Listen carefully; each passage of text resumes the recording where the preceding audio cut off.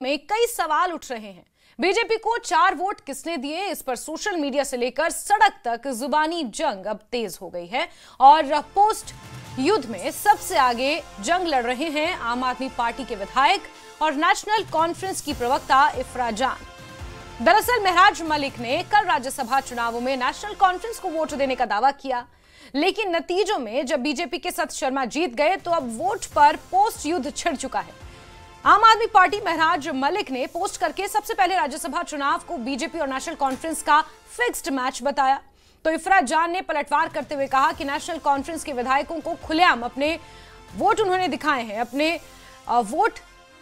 अपना vote secret रखा। और इसी पोस्ट पर फिर से महराज मलिक ने पोस्ट किया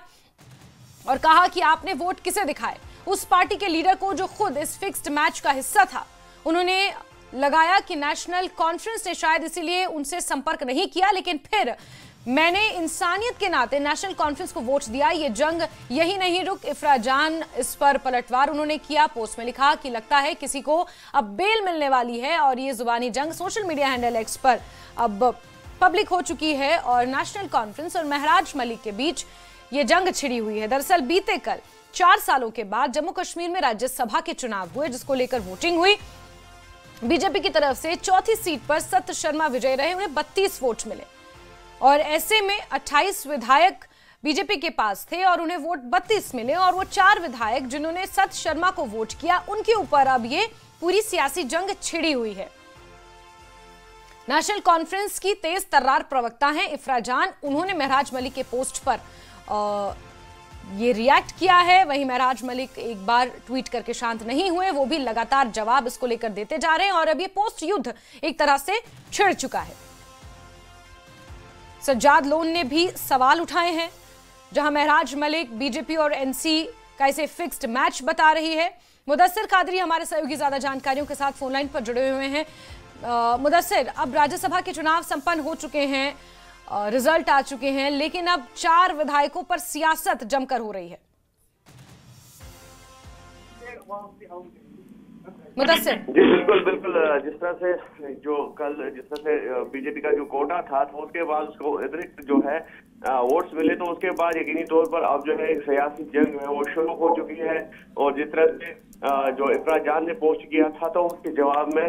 जो महराज मलिक है तो उन्होंने कहा था कि एक फिक्स्ड मैच का इल्जाम लगाया और कहा कि नेशनल कॉन्फ्रेंस ने विलिंगली जो सीट है वो सरेंडर कर दी है बीजेपी को। तो उसके बाद इफ्रा जान फिर से जो है पलटवार करती नजर आ रही है और उनका कहना है कि अब शायद महराज मलिक को जल्द ही बेल मिल सकती है और जिसका मतलब ये हुआ कि जानबूझकर उन्होंने जो अपना वोट है वो बीजेपी को दिया है। तो इसके बाद जिस तरह से सज्जाद लोन का भी अब जो है प्रेस कॉन्फ्रेंस है और जे मीर ने पहले ही कहा था कल की जो नेशनल कॉन्फ्रेंस की इंतखाबी तशहीर यानी कि इलेक्शन कैंपेन जो होनी चाहिए थी तो उस तरह की नहीं थी, और जिसमें उन्होंने महराज मलिक का भी पहले ही जिक्र किया था कि उनको अप्रोच नहीं किया गया है कि वो अपना समर्थन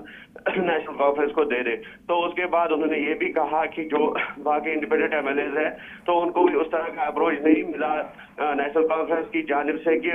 जो उनको आमादा कर सके कि वो विधायक जो है इंडिपेंडेंट विधायक जो है वो नेशनल कॉन्फ्रेंस के हक में वो उठ रही है और सियासी बयानबाजियां जो है वो तूल पकड़ती जा रही है। और आज दिन में ये देखा जाएगा कि किस तरह से जो सियासी बयानबाजियां है वो आगे देखने को मिलेगी। और साथ ही साथ पीडीपी ने भी कल शाम ही एक बयान दिया है और जिसमें महबूबा मुफ्ती ने भी जो उम्मीदवार जीत गए हैं उनको मुबारकबाद पेश की, लेकिन उसके फौरी बाद पीडीपी की जानिब से एक ट्वीट आया एक्स पर, तो उसमें ये कहा गया था कि अगर पीडीपी ने चौथी सीट पे अबस्टेन नहीं किया होता और ये फैसला नहीं लिया होता कि वो शमी ओबराय को सपोर्ट करेंगे तो आज पीडीपी पर भी उंगलियां उठती, क्योंकि कहीं ना कहीं पीडीपी ने भी इशारा दिया है कि नेशनल कॉन्फ्रेंस की ही गलती है या नेशनल कॉन्फ्रेंस ही इसमें मुलवस है कि तीसरी सीट जो है बीजेपी के खाते में चली गई। तो बहरहाल अब ये जो है सियासी जंग सी दिखने लगी है। बिल्कुल बिल्कुल मुदस्सिर, और इस पर अब रिएक्शंस भी सामने आ रहे हैं। सज्जाद लोन जिन्होंने वोट नहीं किया, खुद को एब्सटेन किया इस वोटिंग से, वो भी आरोप लगा रहे हैं और वो भी इसे फिक्स्ड मैच एक तरह से करार दे रहे हैं। हाँ बिल्कुल, जिस तरह से कल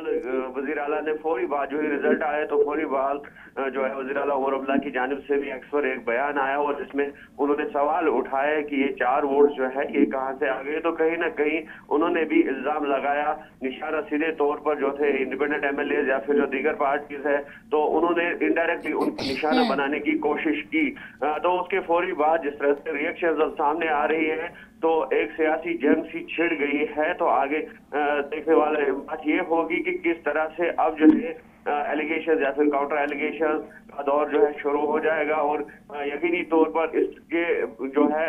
नताइज भी सामने आ जाएंगे। और जिस तरह से पहले ही उमर अब्दुल्ला की क़यादत वाली सरकार पर निशाना साधा जा रहा था,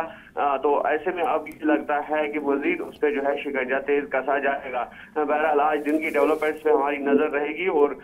जो पॉलिटिकल डेवलपमेंट्स होगी तो वो भी जो है नाज़रीन के सामने पेश की जाएगी। बिल्कुल। साथ ही मुदस्सिर, एक तरफ तो मुख्यमंत्री उमर अब्दुल्ला क्रॉस वोटिंग से मना कर रहे हैं, लेकिन 4 अतिरिक्त वोट जो सत शर्मा को पड़े हैं उस पर अब सवाल उठाए जा रहे हैं, चाहे वो सज्जाद लोन की तरफ से हो या फिर चाहे महराज मलिक की तरफ से हो। उस पर सस्पेंस अभी बना हुआ है और वही शो योर वोट्स और अपना वोट आप दिखाएं, ये जो तमाम चीजें चल रही हैं इस पोस्ट युद्ध में, वो उसी के रेफरेंस में है। जिस तरह से जो सवाल तो उठाए हैं और जब हमारी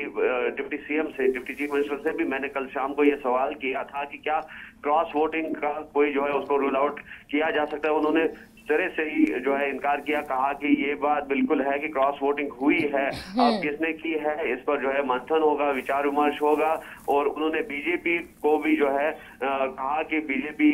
एक फेयर इलेक्शन का दावा करती थी, डेमोक्रेटिक सेटअप का दावा करती थी,